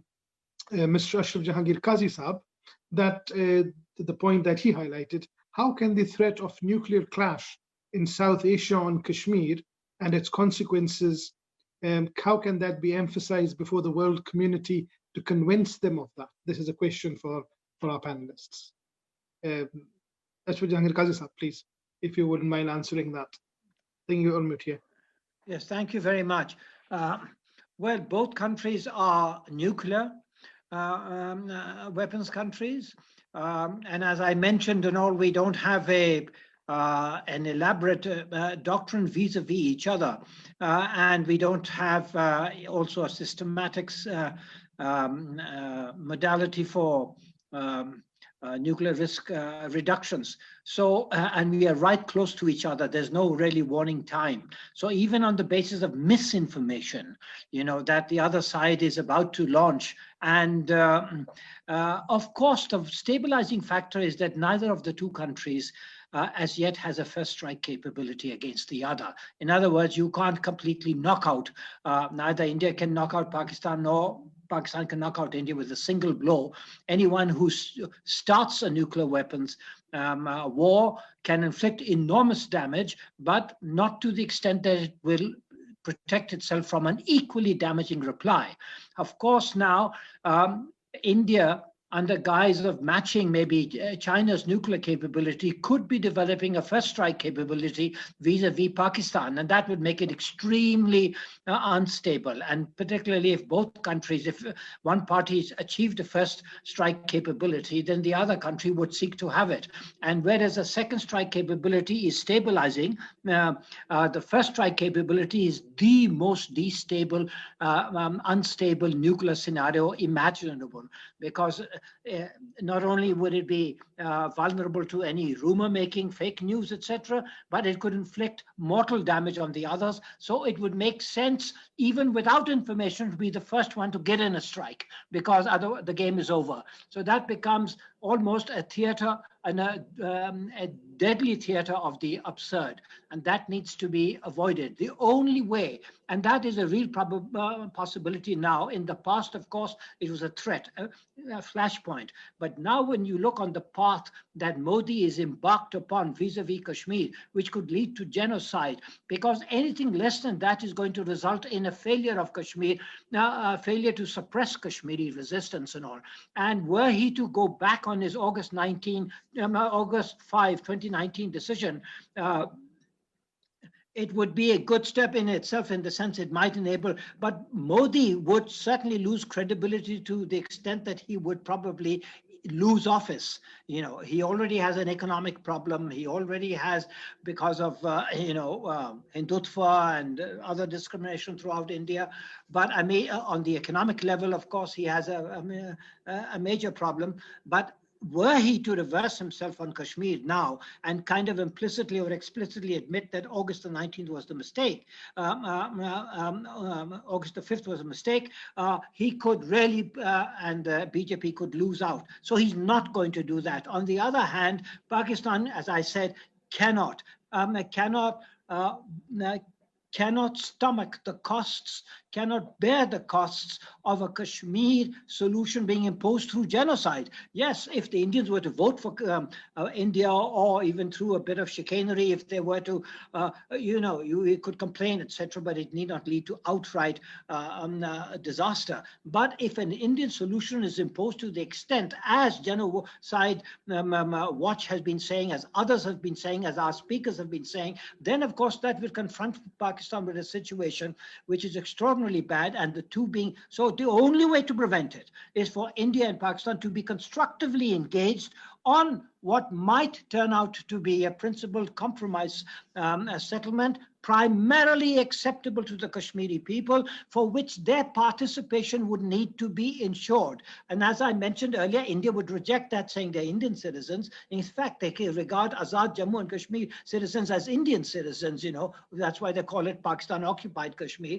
So they would reject it. So under these circumstances, actually, it is still possible to ensure that through modalities. You can have a set of bilateral talks which add up to a tripartite system of talks, but their participation becomes absolutely essential. And India does need to be convinced by the world, both through diplomacy and pressure, that the path they are currently embarked upon is leading to absolute disaster, and the world cannot stand for it, because, as I mentioned, and as all of you well know and have said so, that the global community has a stake, because 1 billion to 2 billion people could be impacted by any nuclear disaster between India and Pakistan. So that is the way to let the world know that this is, the nuclear aspect is a matter that has converted Kashmir from being a threat to peace to being an existential crisis. Thank you very much, Mr. Qazi. That was a very detailed and very succinct answer to that. The next question is to our other panelist, Mr. Ranjit Singh Saab, that how do you think, or do you envisage that the Kashmiris and Sikhs living in UK would join forces and have some kind of a political framework to work together?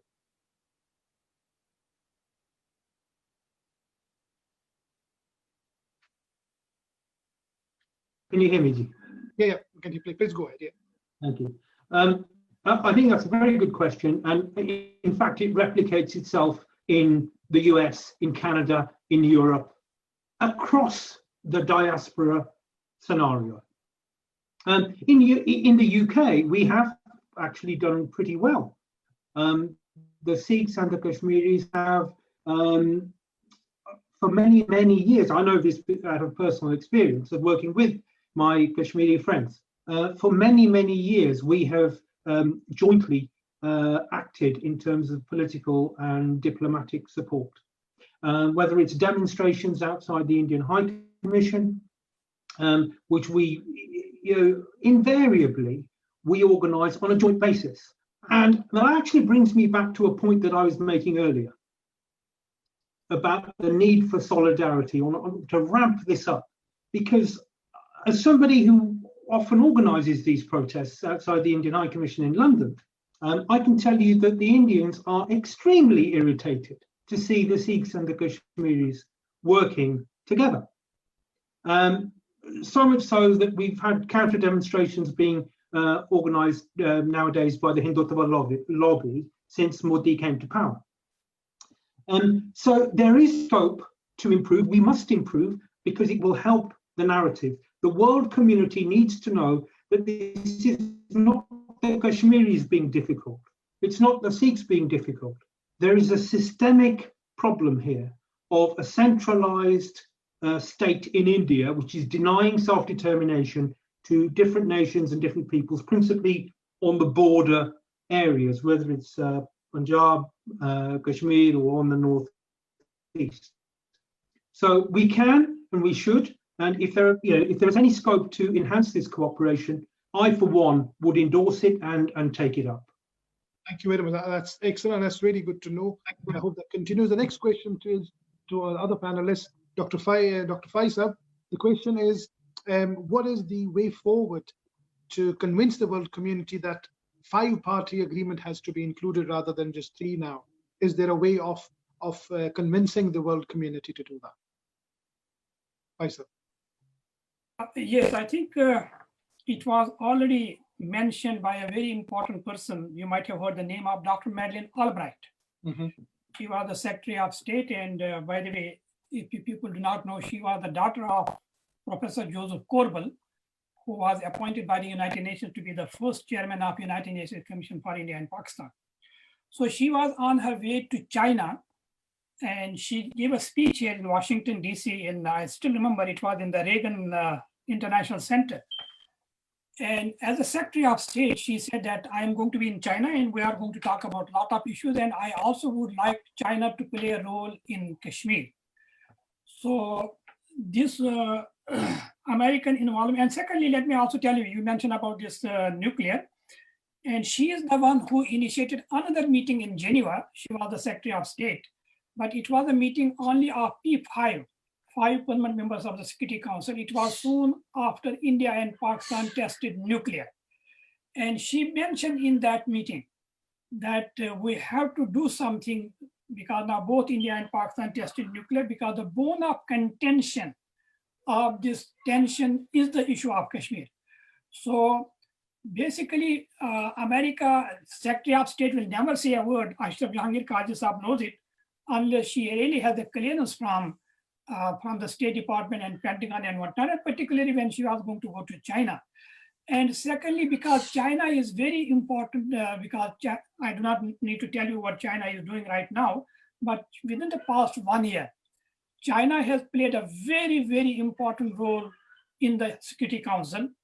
To tell you frankly, that we met with a lot of missions and a lot of embassies here. And one of my friends from Azad Kashmir, he said, why don't we seek a meeting with the Chinese mission? I said, China is big power. What are you talking about? Can China give us an appointment? I sent a request, and it was within maybe within a day or two that our delegation met with the China. So China has its own interests, and China is also for the peaceful resolution of Kashmir. So I think someone put in the question here, what can NGOs do? To tell you frankly, NGOs can do much more important role than the governments can do. And particularly for Kashmir cause, can you believe it, Ranjit Singh Saab is going to tell you, when Amnesty International speaks in the United Nations, the world listens, whether they can act on it or not, they listen. But here for the Kashmir cause, we have 7 internationally known NGOs making a joint statement, including Amnesty International, including Human Rights Watch, including Geneva-based International Commission of Jurists and whatnot. So what I am saying, this is the right time for Kashmir cause. This is the right time because the global public square, I'm not talking about the global powers, but global public square is on our side. In fact, they have taken the stand, not because I met with them. They have taken the stand on their own because whatever way and shape they have really gotten the information. So if we really need to do something, that is to meet with the NGOs, because if we can do the NGOs update information, we have just one NGO, Dr. Irfan, you know it, in Kashmir, Jammu Kashmir Society of civil society. Civil society. That one NGO is playing a wonders. So we have the information from Kashmir. So the only thing is that we need to give it to the people who are really important and tell them really one thing. And I really appreciate what Imran Khan Saab said in the US Institute of Peace here. He was asked what could be the possible acceptable solution to Pakistan. He said, whatever the people of Kashmir decide. So I think our approach should be, someone also mentioned the question, this accession to Pakistan in independence. It is really going to hurt us at this time. And I really appreciate what Bidwell said, right to self-determination. I am sure you are from Britain. Let me tell you, I took longer, but let me tell you, Professor Zafar Khan belongs to JKLF. He has absolutely no problem when we are going to talk about the right to self-determination, because it has to be unfettered. As Swaminathan Iyer said, you go to India, you go to Pakistan, you go to independent. So Kashmiri diaspora can play a role by meeting with the civil society, then civil society can change the global opinion, inshallah. Thank you very much. Thank you. That is excellent, Dr. Faisab, as always. The next question is to the other panelists. Claire, that's a question for you. Are you making people aware of the Kashmir issue, that is just the people who are affected by this, or do you plan to widen it to the wider community in UK? Yeah, I mean, that is my absolute complete plan, is to bring it out to the world. I mean, when I started this journey, I wanted to have the Worldwide Solidarity event from Kashmir itself. You know, Muzaffarabad was the only place. And so we were reaching out to people in different countries. And then essentially in trying to gather support for the event, I made connections with lots of different Kashmiris, whether in Indian occupied Kashmir, you know, in Azad side, or in the British diaspora here. So it was even all the people here, you know, it's brilliant to have that knowledge, get the links, the connections that we've got. It always all contributes to it. And so then my plan is to try and bring it out into the whole world, common people. But initially I brought it back to Scotland because it's ground that I'm familiar with. And so attempting to bring it out to the common people, really, because, you know, I had my eyes open to it on an abnormalcy of somebody not being able to contact their parents. And for me, it grew from that simple transaction. And I believe that the great British people and, you know, common people of the world, there are more people that care about humanity than don't. And if they don't know, they can't help. So that's what I'm hoping to do is, you know, I do believe a lot of them don't know. I think I would like to do some research, walk through Glasgow and ask people if I say Kashmir, what does it mean to them? It would actually be really quite interesting to see how many haven't. But the knowledge in my experience, in the best of my knowledge, that it's not out there. So yeah, that's what I hope to do, is take the message from the Kashmiris, widen their, louden their voice, raise their voice, and take it to everybody. That's the hope. Thank you very much. And this brings me, there's a lot of questions that have been asked. I think we will continue overnight, and we hope to conduct such similar webinars regularly, and inshallah, and those we will answer those questions. This brings me to the conclusion, and the conclusion has got just two parts. One is a very heartfelt thank you from myself, who belongs to Kashmir himself, to all the panelists, His Excellency Sardar Masood Khan Saab, Ashraf Jehangir Qazi Saab, very, very respected MP Afzal Khan Saab, Dr. Ghulam Nabi Saab, who shares so much common with myself, Ranjit Singh Saab, thank you very much once again for being a panel, and Ms. Claire Bidwell as well. I just want to leave on one single note. There was a discussion I had a few months back with one of my colleagues who happens to be an Indian, and he asked me this question. He said, Irfan, I understand all these fighting, and you're struggling, and you have this passion for freedom. But at the end of the day, India is a powerful nation, and you are a few people. And at the end of the day, you will have to submit. You will have to give in, and you will have to surrender, because that's just the nature of things. The weak surrender in front of the powerful. So I gave him an answer, and I want to share that answer because it just came out of the heart at that time. I said, let me tell you something about surrender. I said, it has been 73 years and Kashmiris have not surrendered. But let me tell you something what India has surrendered. To keep Kashmir under them, India has to surrender its democracy, its secularism, its humanity. Just to keep Kashmiris with them, India has had to surrender all the three things that it can ever stand for: its democracy, its secularism, and its humanity. So who is surrendering in front of whom? Who is the victorious? Who is the weak? And who is the strong? Thank you very much, everybody, once again. May peace and blessings of God Almighty be upon all of us. Assalamu alaikum. Thank you very much, everybody. Thank you very much. Claire, God bless you. Ashraf Jehangir Qazi Sahab, may Allah bless you. And Ranjit Singh Sahab, thank you very much. And we can talk later. And Dr. Gil Sahab. Thank you, Dr. Any last points or any last words from anyone else, please feel free to share. Well, I think I was very impressed with your closing remarks, Irfan.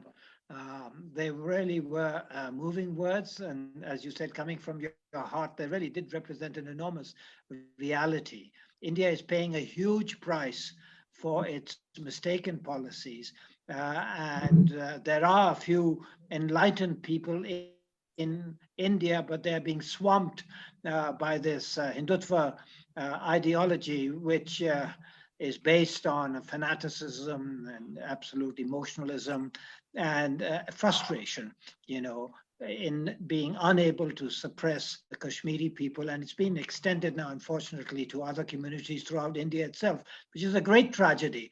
And so India will, I'm quite sure they will have to recover from this colossal, I don't know what to call it, a pathology.